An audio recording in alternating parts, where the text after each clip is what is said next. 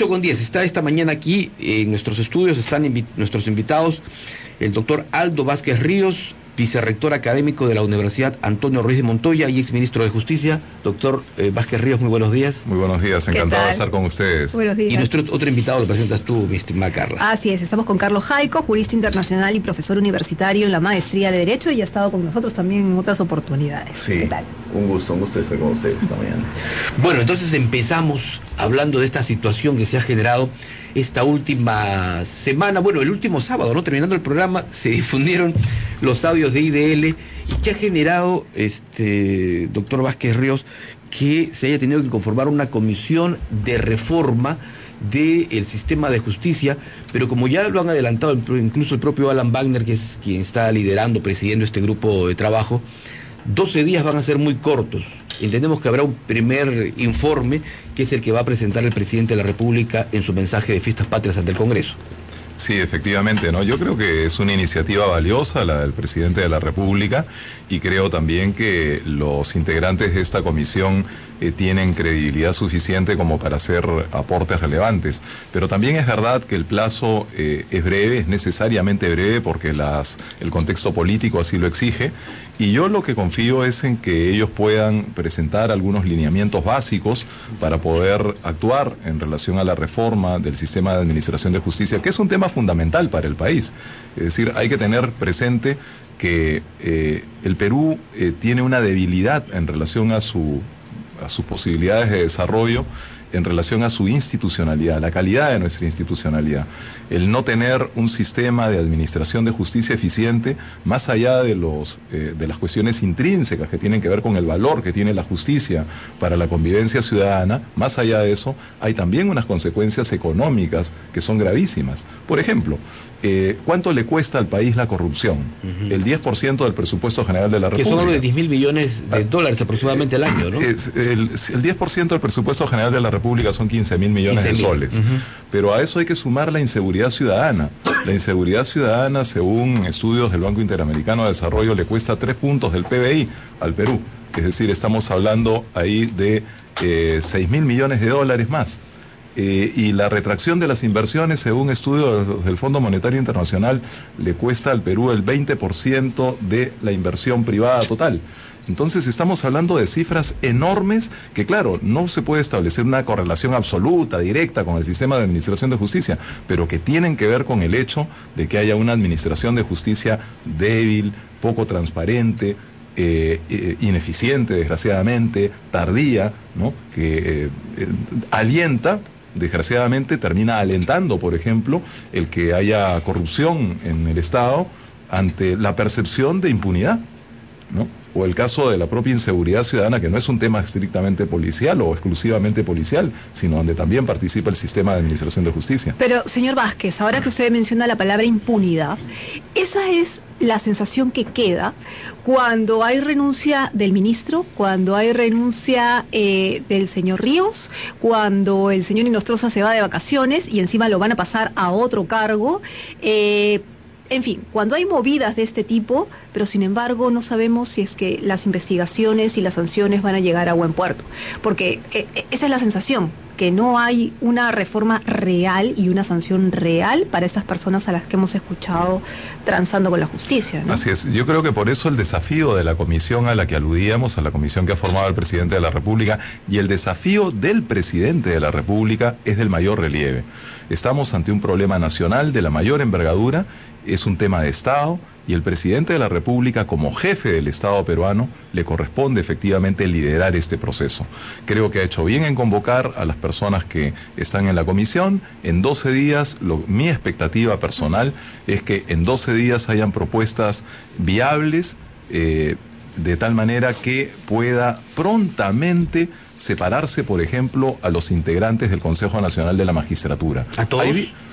Sí, desde mi punto de vista sí, porque no es solamente un problema de aquellos integrantes del Consejo cuyos audios han salido a luz, sino que también tiene que ver con las modalidades a través de las cuales ellos han llegado a integrar, tanto titulares como suplentes, han llegado a integrar el Consejo Nacional de la Magistratura. Pero mejor porque no desaparecemos el Consejo Nacional de la Magistratura. No, porque es necesario, pero un Consejo Nacional de la Magistratura es necesario. Entendamos lo siguiente, ¿no?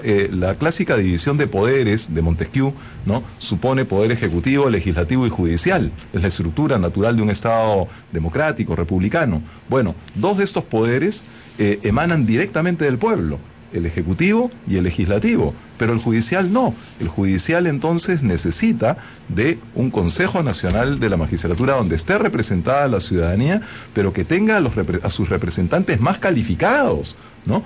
Y no a personajes pintorescos, carentes absolutamente de rigor y de seriedad en su función.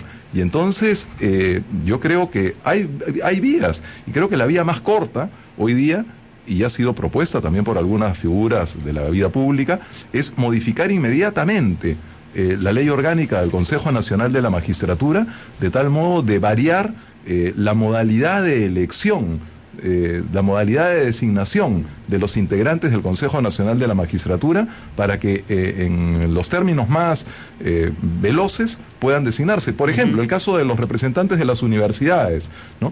Claro, esto ya ha sido dicho, no agrego ninguna novedad, pero claro, habiendo 142 universidades en el país, sabemos que muchas de ellas carecen absolutamente de seriedad. Incluso hay personas interesadas que tienen 3, 4 universidades y que con eso tienen 3, 4 votos para designar al representante.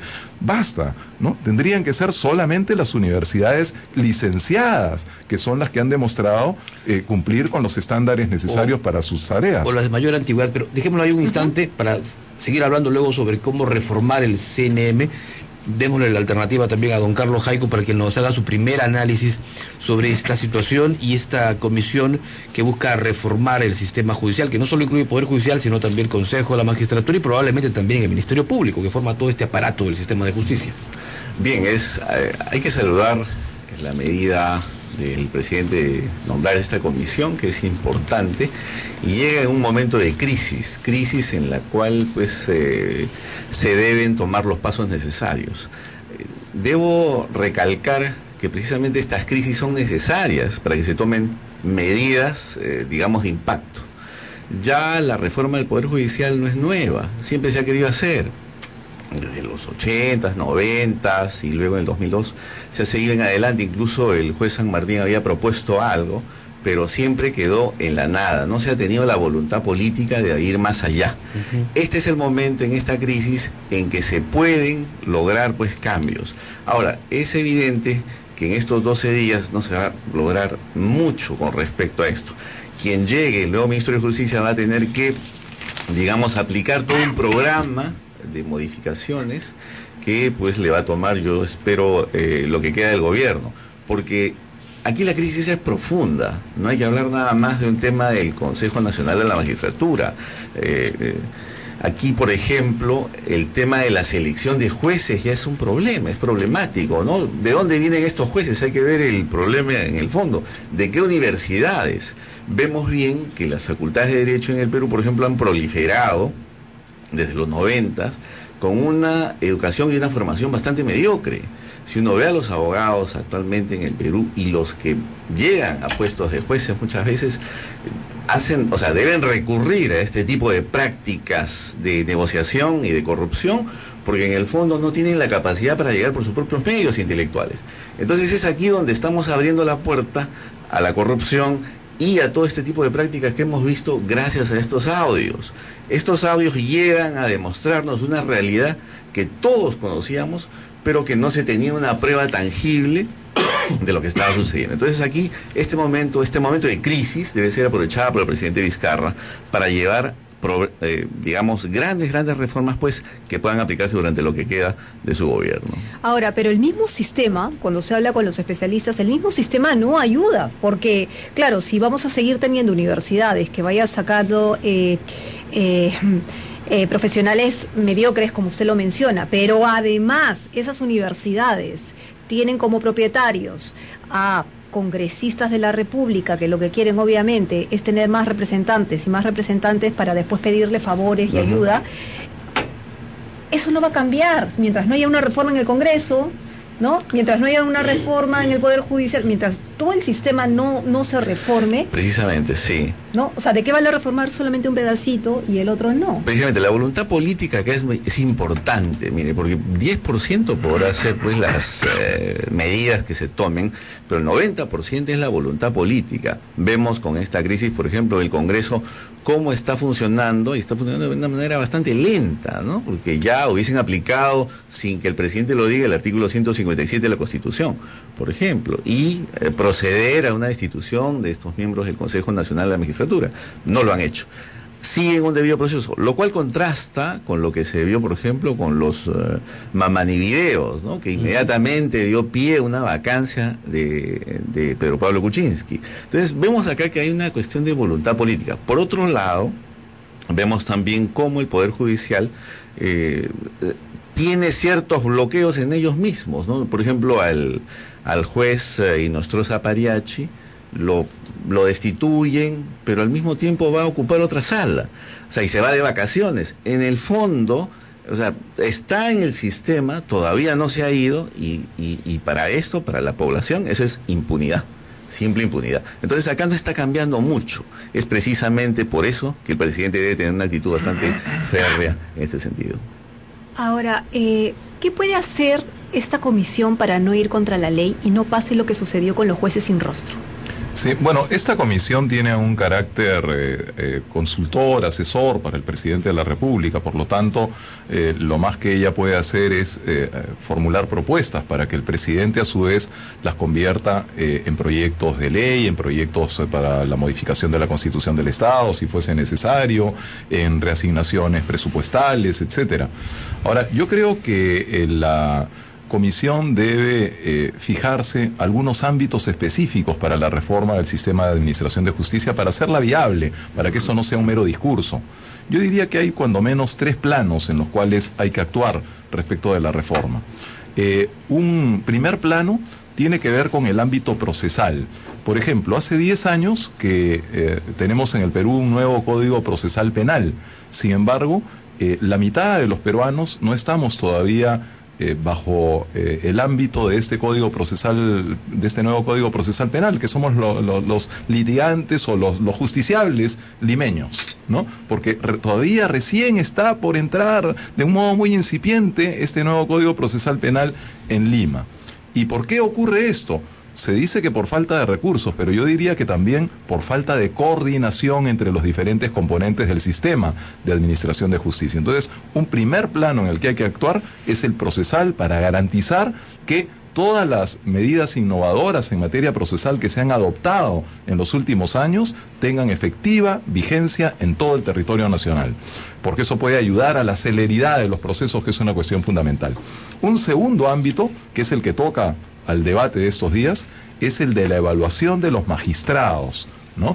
Es decir, cómo se les selecciona. Y entonces ahí el tema clave es sin duda la reforma del Consejo Nacional de la Magistratura. Probablemente en ese punto haya que hacer reformas constitucionales, pero entre tanto, y como sabemos que la reforma constitucional toma 2 legislaturas y eso supone aproximadamente un año, entonces hay que empezar por modificar la ley orgánica del Consejo Nacional de la Magistratura, de modo tal de variar no la composición, no la representatividad del Consejo, por lo menos no en este momento, porque no es posible hacerlo de inmediato, pero sí las modalidades de elección, de tal manera que, como decíamos hace un momento, por ejemplo, participen solamente universidades licenciadas, o en lo que se refiere a los colegios profesionales, que la representación sea una representación calificada.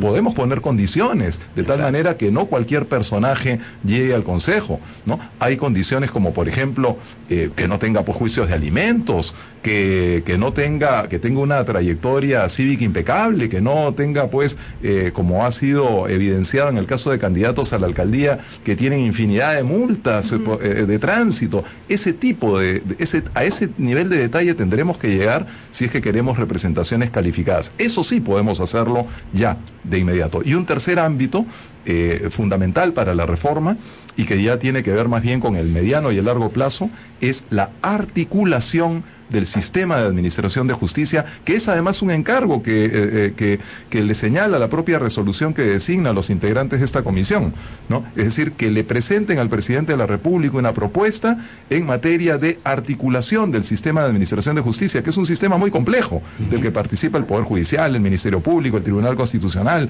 la Policía Nacional, el Consejo Nacional de la Magistratura, la Academia de la Magistratura, todos con autonomía constitucional, ¿no? Entonces, sin embargo, esa propuesta ya está.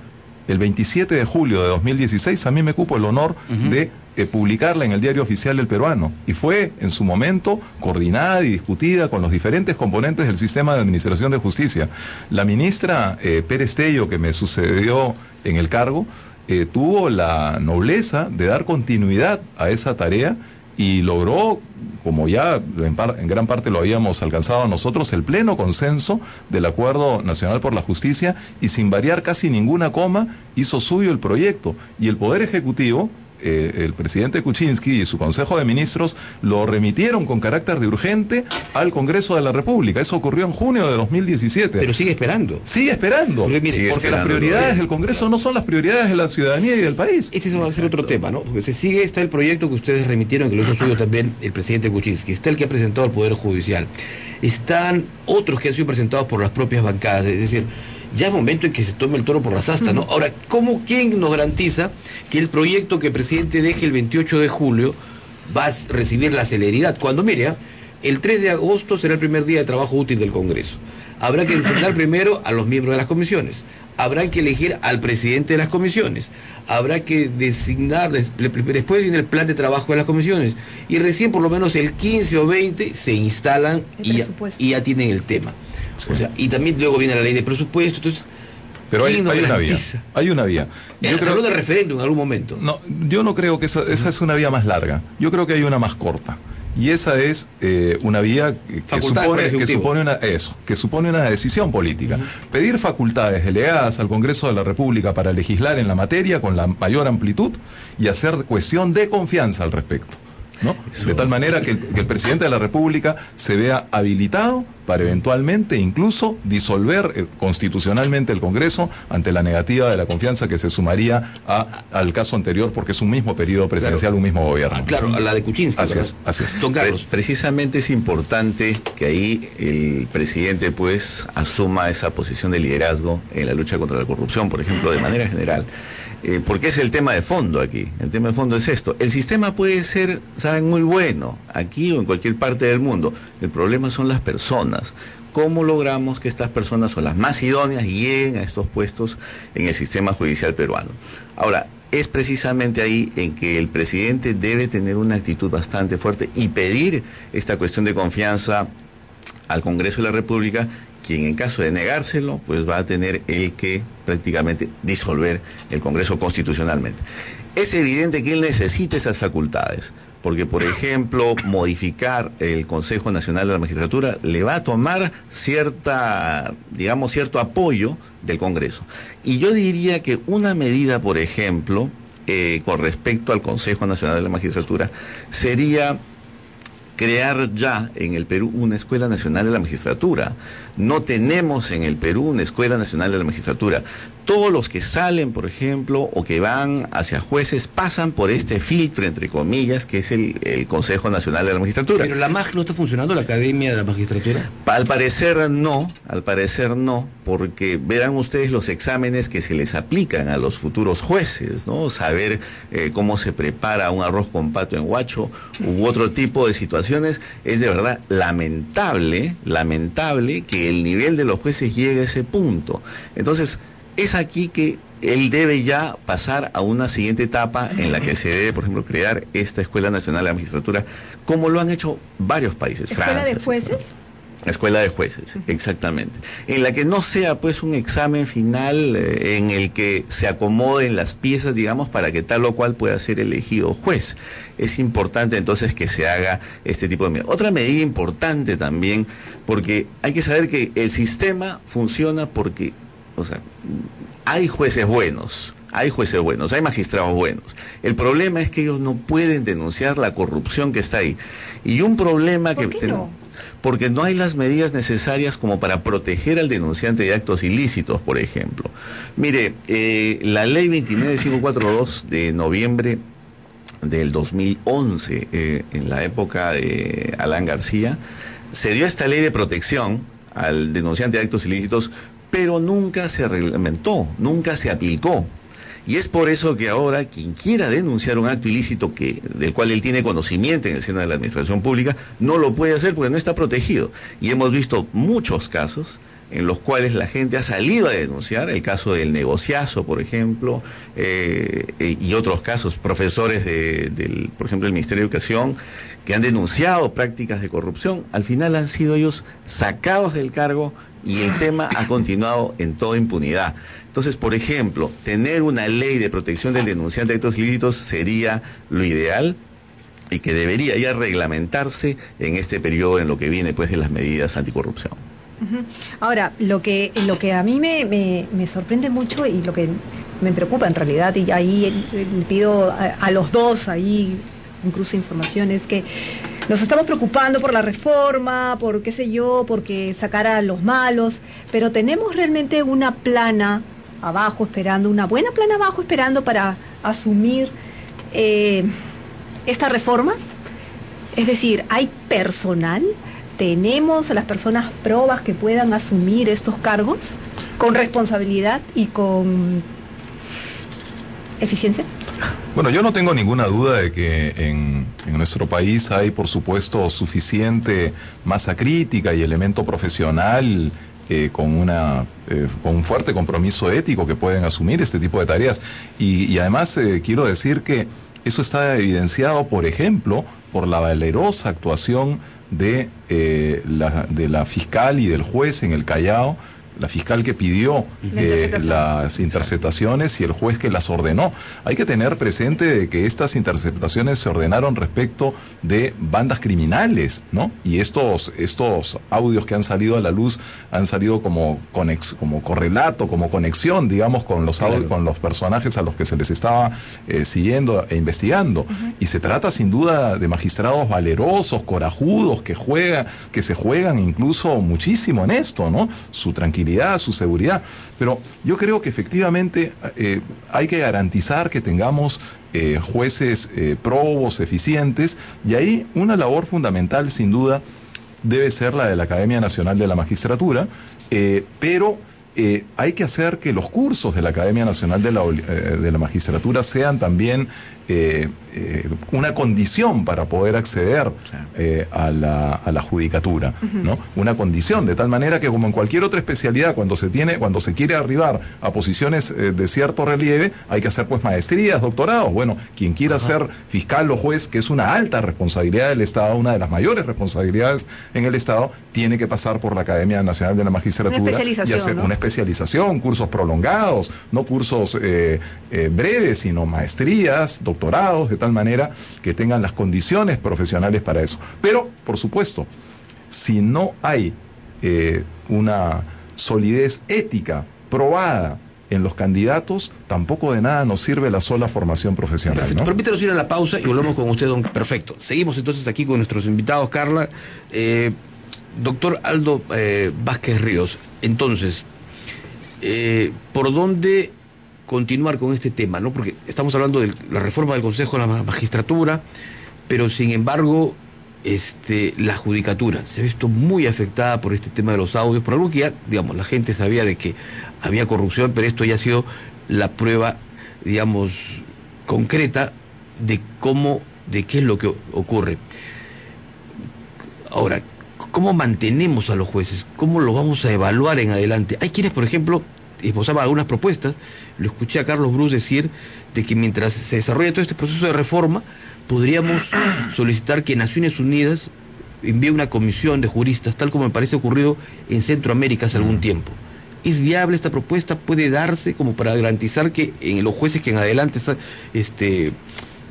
trabajen en la judicatura sean los más probos? Sí, yo creo que es una iniciativa interesante que hay que evaluar, por supuesto, ¿no? Creo que las condiciones profesionales, por supuesto, no son suficientes, sino que las morales son una condición indispensable para el ejercicio de la función jurisdiccional. Ahora, claro, esto supone modificaciones en el marco de la ley, es decir, no es una decisión que puede tomar el presidente sin modificar la legislación en la materia, porque el órgano competente para la evaluación de los jueces es precisamente el Consejo Nacional de la Magistratura. Por eso la clave, entendamos, está en que quienes asumen una responsabilidad de tal envergadura, en el debate público no se ha tomado muy en serio esta institución del Consejo Nacional de la Magistratura.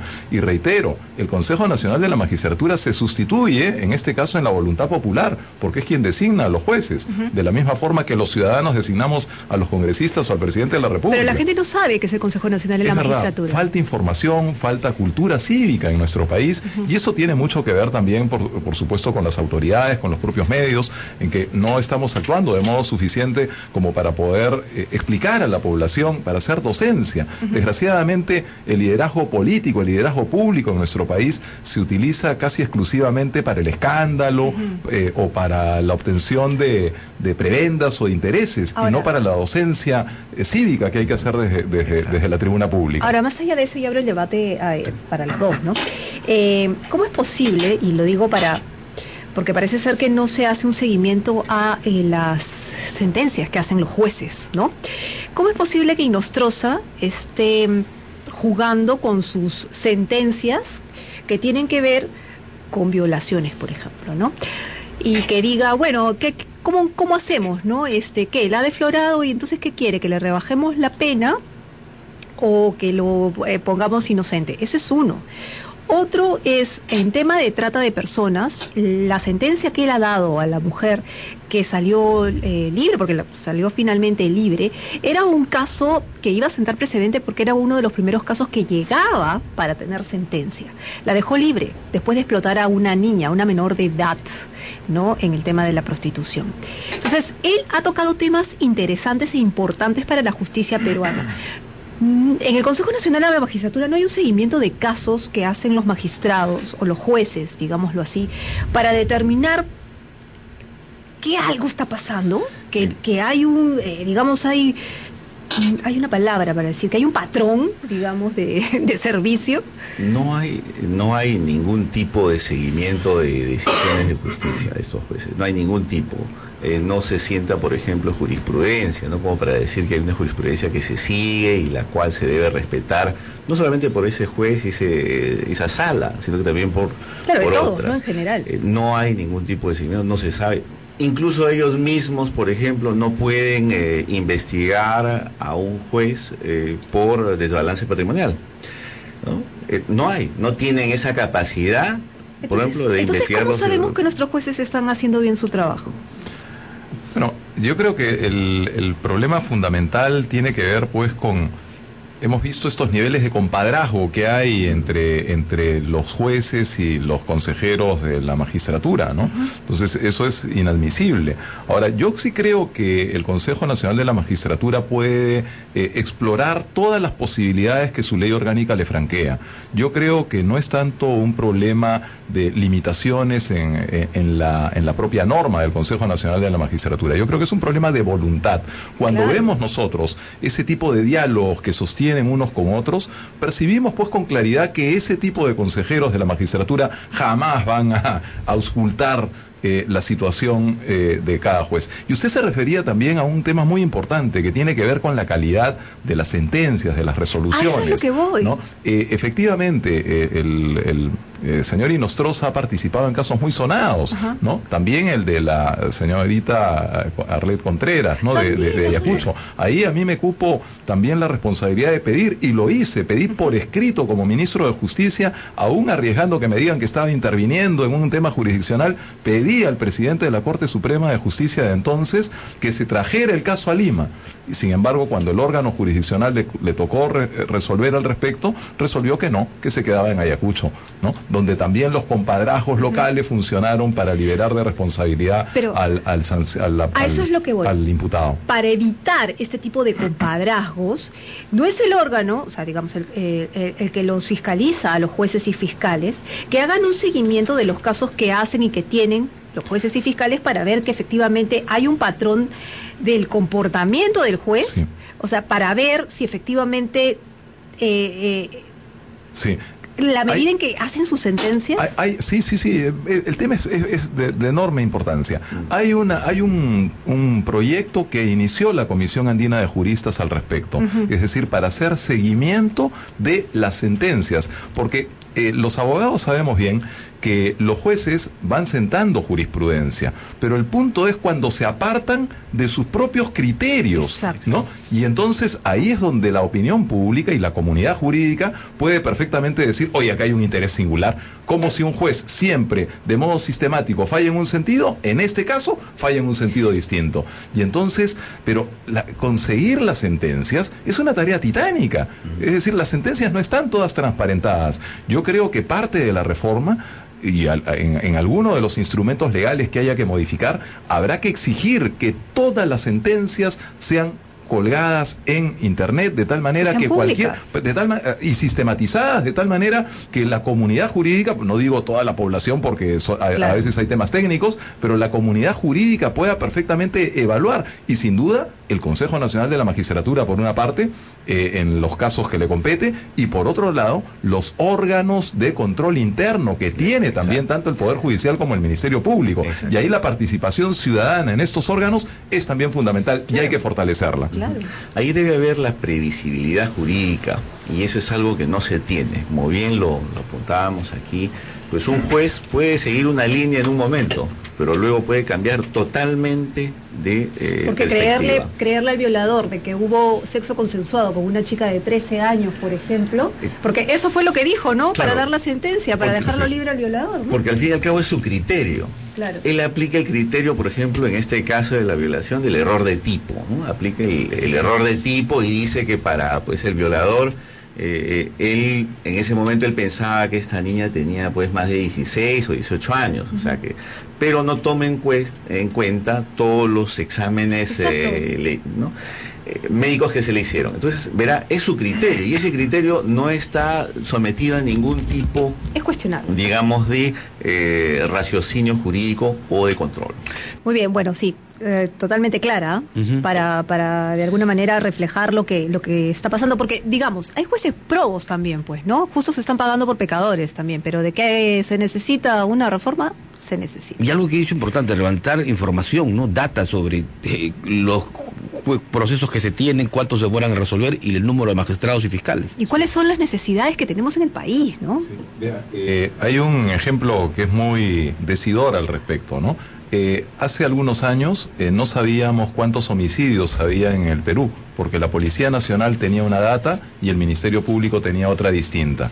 Se formó entonces un comité interinstitucional que permitió uniformizar, homogeneizar la data, y hoy día sabemos cuántos homicidios hay en el Perú por cada 100.000 habitantes, poco más de 7 homicidios por cada 100.000 habitantes. Bueno, ese mismo proceso lo necesitamos a nivel del conjunto del sistema de administración de justicia, porque el Ministerio Público maneja su propia data, el Poder Judicial la suya, el Ministerio de Justicia, que tiene a los defensores públicos y a los procuradores, también maneja su propia data. Y entonces no es posible, como bien decía la doctora Perestello, no es posible hacer políticas públicas en materia de justicia si es que no se articula el sistema. Subrayo esto porque fue el proyecto al que he aludido que dejamos a fines del gobierno anterior y que no ha sido todavía asumido por el Congreso, y que por lo demás debo decir que no era tampoco una originalidad nuestra, sino que eso fue una propuesta del Seriajus en el año 2004 que todavía no ha llegado a una concreción.